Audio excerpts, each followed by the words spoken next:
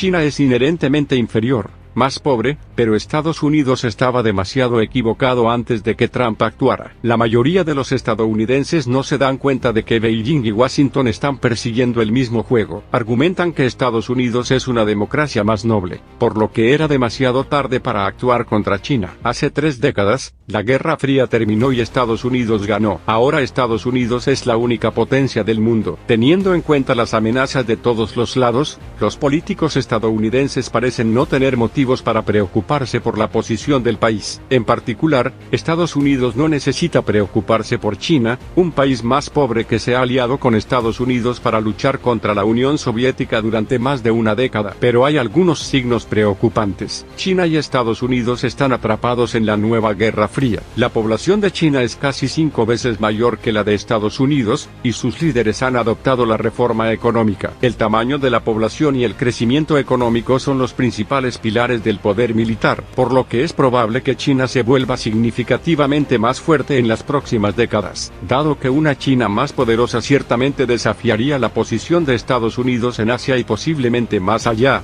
Washington tiene claramente la opción racional: oponerse al ascenso de Beijing para que el agotamiento de China, el camino debe dirigirse a Estados Unidos. Pero según el autor de Foreign Affairs, Chan Seimer, esa no es la elección correcta porque solo fomenta aún más el ascenso de China. Según el autor, Washington se equivocó desde el principio al promover la inversión en China, y darle la bienvenida al sistema de comercio global, asumiendo que China se convertiría en una democracia amante de la paz, y un actor responsable en el orden internacional liderado por Estados Unidos. Por supuesto, esta fantasía nunca se hizo realidad. Lejos de aceptar los valores liberales en casa y el statu quo en el extranjero, China se ha vuelto más represiva y ambiciosa a medida que emergió. En lugar de promover la armonía entre Beijing y Washington, el compromiso de Washington alimenta aún más la competencia, y acelera el final del llamado momento unipolar. Hoy, China y Estados Unidos están atrapados en lo que solo puede llamarse una nueva Guerra Fría, una feroz competencia de seguridad que afecta todos los aspectos de su relación. Esta rivalidad ha sido el mayor dolor de cabeza para los políticos estadounidenses desde principios de la Guerra Fría,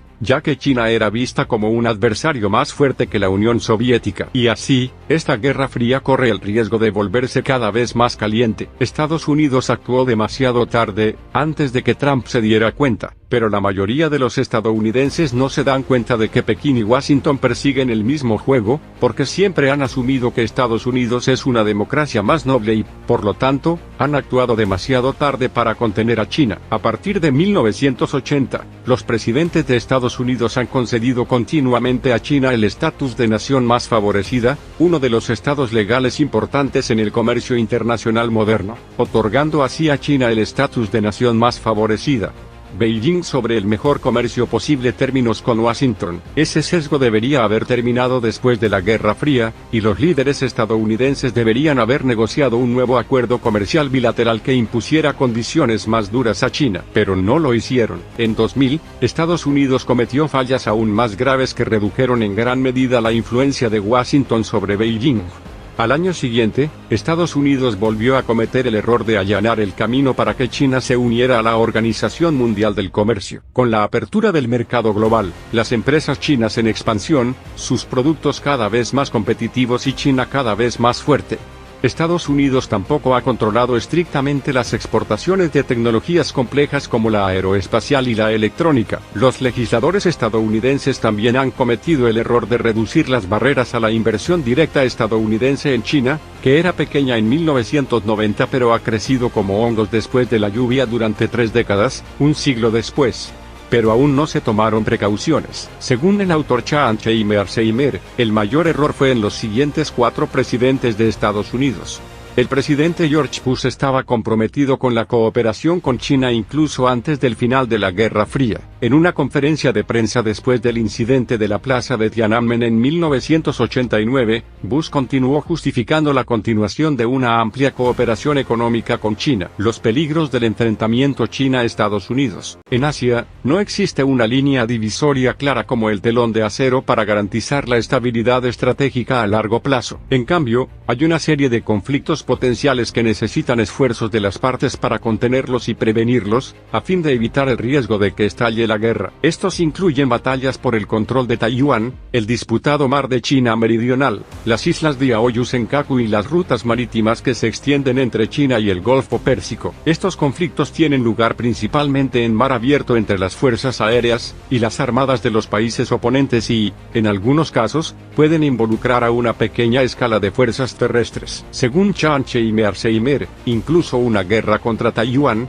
que podría atraer a las fuerzas anfibias chinas, no provocaría que enormes ejércitos con armas nucleares se abalanzaran unos sobre otros. Sin embargo, esto no significa que no haya riesgo de una escalada de la guerra nuclear si Beijing y Washington estallan en un conflicto sobre Taiwán o el mar de China Meridional. De hecho, si una de las partes pierde mucho, al menos considerará el uso de armas nucleares para salvar la situación. Algunos responsables de la toma de decisiones pueden pensar que es posible utilizar armas nucleares sin intensificar la guerra siempre que los ataques tengan lugar únicamente en el mar, y no tengan como objetivo el territorio terrestre de China, Estados Unidos y sus aliados. Pero eso es solo un pensamiento y la realidad es impredecible. Pero es mejor controlar y gestionar la competencia actual con la esperanza de evitar una guerra. Eso requeriría que Washington mantuviera formidables fuerzas convencionales en el este de Asia para convencer a Pekín de que una guerra de armas nucleares produciría solo una victoria pírrica, una victoria que inflige muchas bajas. Terrible en el bando ganador que equivale a una derrota. Además, los políticos estadounidenses deben recordarse constantemente a sí mismos, y a los líderes de China, el riesgo de una escalada de la guerra nuclear. Después de todo, las armas nucleares son el último elemento disuasorio. Si cada lado entendiera lo que significa cruzar las líneas rojas del otro, el riesgo de guerra sería mínimo.